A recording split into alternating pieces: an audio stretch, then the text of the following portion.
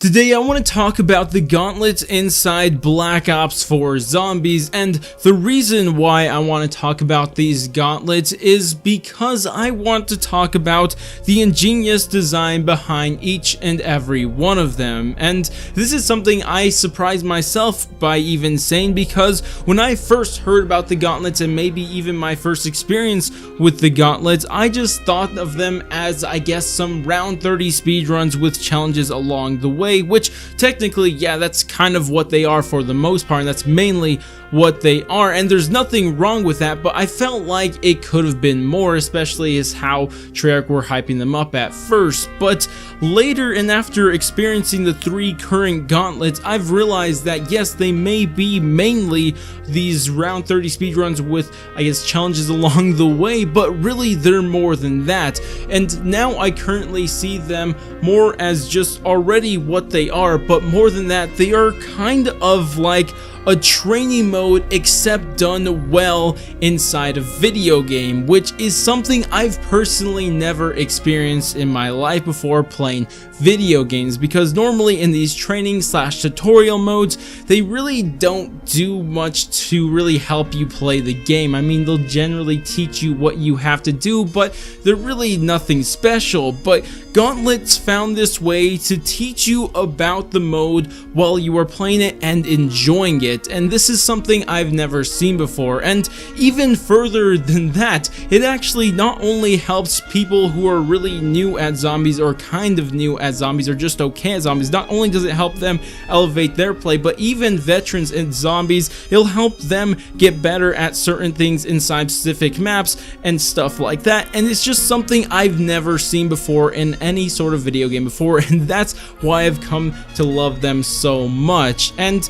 that's exactly what we're going to be going over in this video, exactly which of these challenges actually elevates you as a zombies player in different ways. And really, there's about 3 different type of challenges throughout all 3 of the gauntlets we currently have. There's the challenges for the sake of being challenges, because it's supposed to be a challenge mode, and those are completely fine. But the other 2, and the 2 we're mainly going to be going over, are the challenges that teach you about the zombies mode, and the challenges that teach you about the map you are currently playing on to learn how to just play it better. And those are the ones we are going to be focusing on. So we're going to currently go over, I guess, the easier ones, and these ones are just to teach you how to play zombies as a whole, and these really won't affect the veteran players, but for everybody else who are, I guess, the newer players, this would really help them. It actually gives the newer players a reason to play these gauntlets without actually focusing on just trying to beat them. But the first challenge I want to bring up is actually a challenge for Voyager Despair. The challenge is to use equipment only, and this may be seen as just an easy early challenge for most veteran players, but really, if you think about it, equipment in previous zombies games really hasn't been that useful. But what I see that Treyarch was trying to do here is actually teaching the players that, hey, inside Black Ops 4, equipment is actually something that is really useful, so it's trying to get them to use it, and that's why I think this challenge was implemented. Now, another challenge is activate the Sentinel artifact or power if you're playing a Aether storyline map. So, of course, this one's pretty obvious what it's teaching you here, just how power works, because in other games, like if you just jump in a normal game of zombies, you could completely go through an entire game and not even realize that you needed to turn on a power. But Gauntlet teaches you, hey, there's power over here that will lead to a ton of other things. Another one is possess the shield, but this is just teaching you where the shield is, and if you don't know where the shield parts are, at least you'll be aware, well, I need to find the shield. This is again for people who are kind of new at the game, and they can at least look up YouTube videos to find out the shield locations before they can learn the shield. And another challenge that is in multiple of these gauntlets is a shield attack only, and this will just teach you that, hey, shields aren't just a defensive weapon inside Black Ops 4, they're also offensive. And another really cool thing to teach you how to play zombies. Another thing is possess a pack-punch gun, obviously because pack-punch. Another challenge is possess a repack-a-punch gun, because they need to teach you, hey, you could pack-punch your gun multiple times in this game.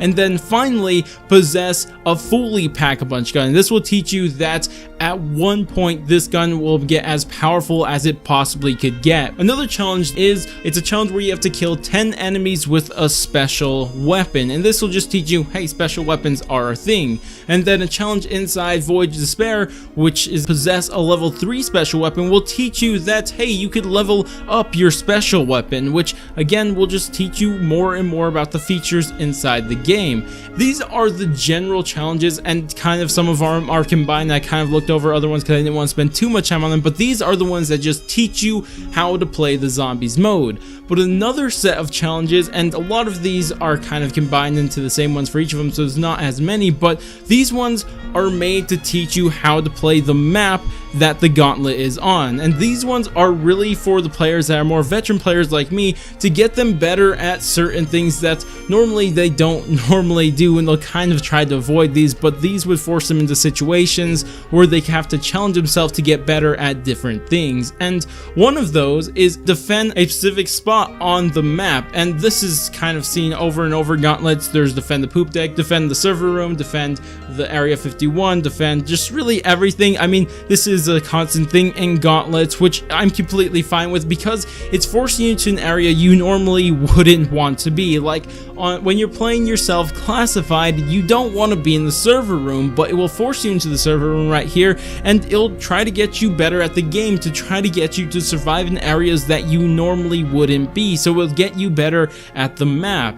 And another thing is use different things on the map. Like for example, if there's a unique feature to the map, and the example I'm going to use here is use 10 teleporters on classified, it will actually get you to learn how the whole teleporting system works inside the map, because inside classified, like I said, it's used 10 unique teleporters, and it'll teach you where every single teleporter is on the map. And that is why it could teach you how to play the map even better than you may have already played it. And that's why another challenge like this, and challenges similar to this, can just get you to know the map better. Another challenge that you really probably don't like after doing a couple of times, or if you're familiar with this, but it's really cool for the people who aren't too familiar with it, and it's a challenge also from classified where you have to hit the box 6 times in this round, and really every single time you hit the box moves. And what they're doing here is to teach you all of the different box locations for this map, and that's why I like it. It gets you familiar with this, and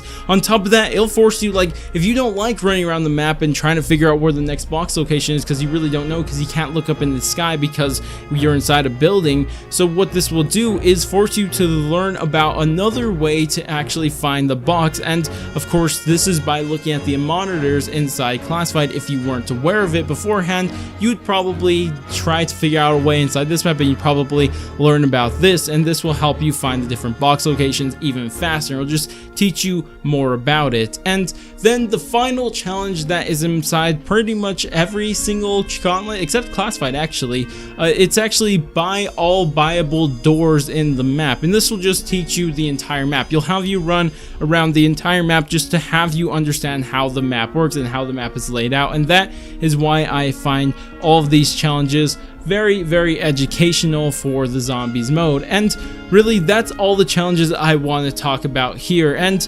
really, I think the Gauntlets really do teach you how to be a better zombies player. And if you can't be any more of a better zombies player, at least it'll teach you how to play maps better, for maps you normally wouldn't really be too fond of, or really wouldn't play that often because you're not fond of them. But this is something that I personally experienced, because I wasn't the biggest fan of Voyage. I've never been a fan of 5, so I wasn't a fan of Classified, so I really didn't touch those maps too often. But once these Gauntlets came out, they really taught me more about the maps, and with the Gauntlets I actually started to really enjoy Voyage. I really do like Voyage a lot now. There's a lot that I really enjoy about that map. As for Classified, it really reminded me exactly why I didn't like 5 and why I still don't like Classified. That's all it did there. But regardless, it's just things like this just help you get better at zombies, help you get familiar with them, giving zombie maps another chance to let you learn them, because a lot of times people just don't give them that that chance. But anyways, that's all I really got to say here. I'd love to hear what you guys think about everything I had to say. Do you agree, disagree, or anything like that? I'd love to hear it all down in the comments, or if you want to add something more to this, also leave that down in the comments. But that's about it for me. If you guys did enjoy the video, go ahead, do all the normal YouTube stuff, like, subscribe, bell, share, and especially bell. But I'm gonna go, and I'll catch you guys next stream, video, or whatever it may be. But laters, guys.